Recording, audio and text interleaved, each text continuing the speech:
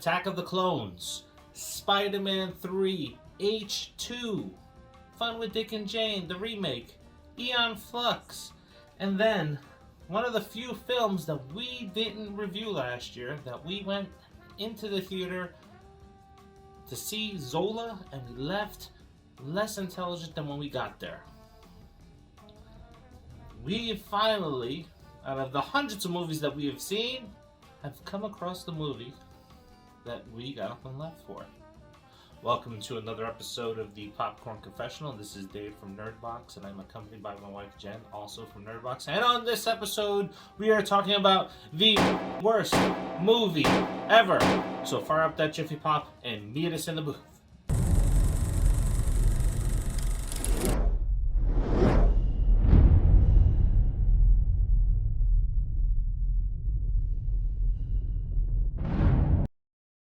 Before we dive into this, don't forget to like the video, because the more likes that you give, the broader the audience that sees this video and the other content on our channel, like Donna Jean's Coffee House of Horror or the upcoming season of 5 Things.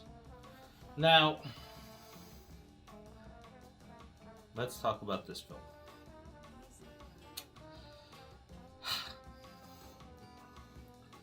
The first thing that I have to say is when you go into a movie, it shouldn't be stealing from other movies. Like, I understand paying homage to other films with little pieces here and there, but when you're blatantly taking chunks from other films and tossing it into your film, Harvey, it reminded me of the dad in there, Robin Williams' film. Scene from National Lampoon's Christmas Vacation was thrown in there. We're the Millers, characters that were in there as well. Mm-hmm. So a lot of the things that we were seeing early on in this film was like, oh, okay, seen that before. And you've seen these things so much that it makes the film very predictable. Like, I started calling out things before they were happening. It's like, oh, opening credits. There's the opening credits.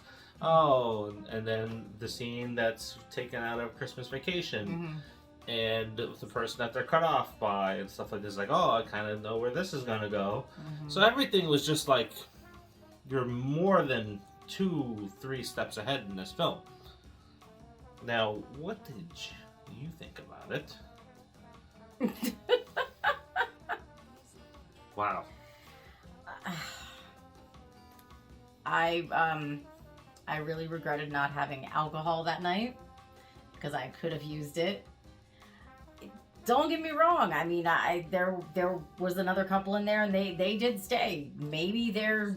No, they stayed for as long as we stayed. We don't know what happened after they left, because this is the film that when we left, we went to talk to one of our friends that's the manager at the theater, and it's like, yeah, can we go see something else?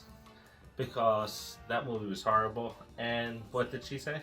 You misinterpreted. She didn't say that everyone left. She said every showing someone left. I would imagine that's everybody, because nobody's heard of this film. Well, people who have the Regal Pass have heard of it, so. Anyway. Yeah. I mean, and no disrespect, if you're, super religious and go to church every week and do all that stuff, then maybe you will enjoy this movie. I doubt it. I mean, and don't get me wrong, I've seen movies that have, God and priests and church. I mean, we just watched Father Stew, and I was able to get through that. This movie was just, there was nothing redeeming. It was horrible. The acting was wow. Yeah, the acting was definitely over the top with the second family that's introduced in it. The jokes all landed poorly. Yeah, that husband was trying too hard to be the character from We're the Millers. Yes, and to be a film critic, you have to have gone to film school, and you have to talk about camera angles and plot details. Look, casual people, man. right? Yes. Casual people, right? We're casual people. Most people don't go to film school and watch a movie. But I think that's what makes you a better film critic, is to be the casual person who just really likes movies. I mean, yes, we're casual, we're just regular people, but we love movies. We see a lot of them. Like, a lot. And I think that makes a better critic.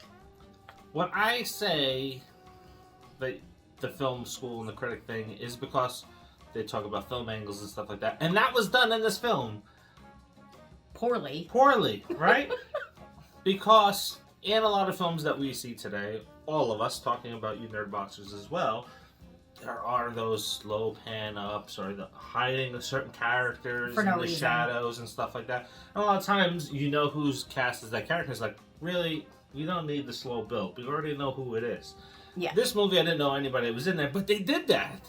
They introduced the other family in this film, and it's like, oh, let's keep the mom and dad a secret and just focus on their waist as they're talking to their kids. And then they slowly pan up and reveal them. It's like...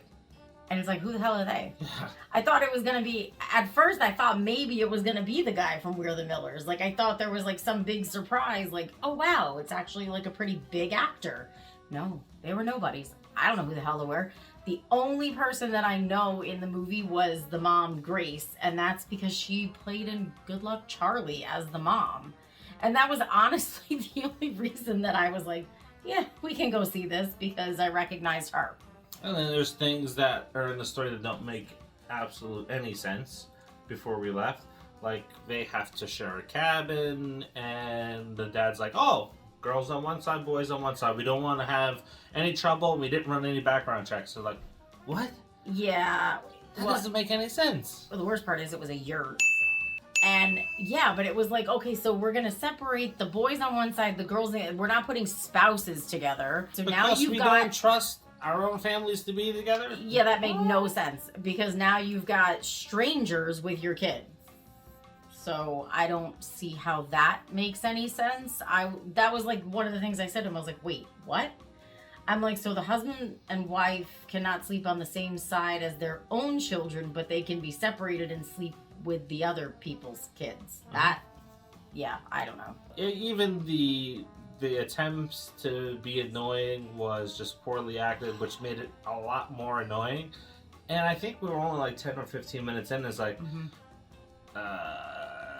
do you want to leave? Yeah. Again, never, ever have we left a movie because it was bad. And Fun with Dick and Jane was very bad. And it was free, because I worked at Blockbuster and we got random free tickets occasionally. Yeah, and then Eon Flux was god-awful. And I still don't know what that movie was about. And Fun with Dick and Jane, Jim Carrey and Jenna Elfman, they don't belong together at all. Yeah. And then Zola... Already trying to take road trips together? Be ready by 2. I rather would have sat there punching myself in the face repeatedly, because that would have been far more entertaining and more brain stimulating than what I watched on screen. Well, yeah, because you've been punching your brain, so you're giving it some stimulation. Yes. Right? I mean, really all we saw with Zola was a bunch of sex. I don't even remember that. I just remember a lot of poor dialogue. It was horrible. It was so bad. Fabricated stuff on real stories.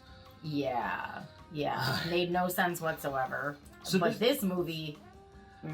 It even has a poorly CGI'd beaver that is playing the role of the groundhog in Caddyshack. I think at one point he actually talked. At least that's what it sounded like when they weren't, like, when they panned away from him.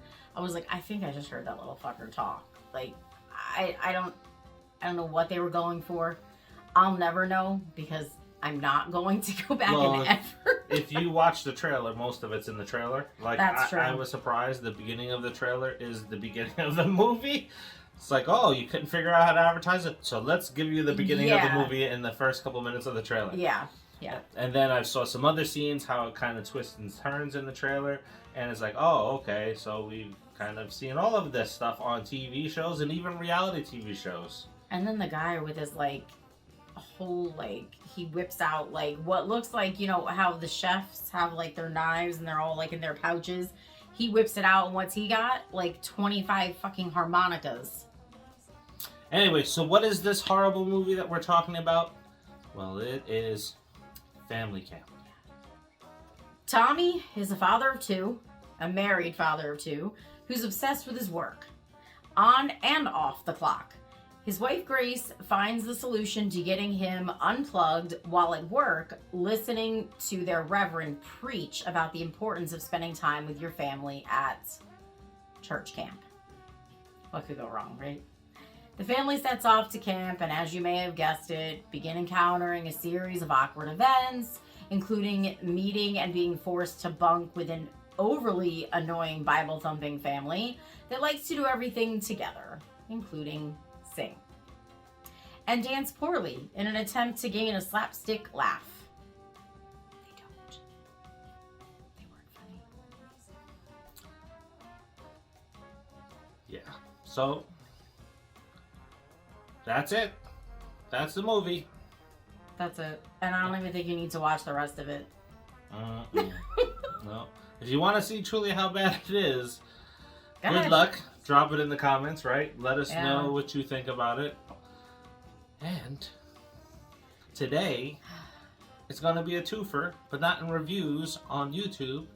We're going to drop our written review on our Facebook page, so go over there and check it out about the second horrible movie that we saw within 3 days of each other. Men. Wow, yeah, Men.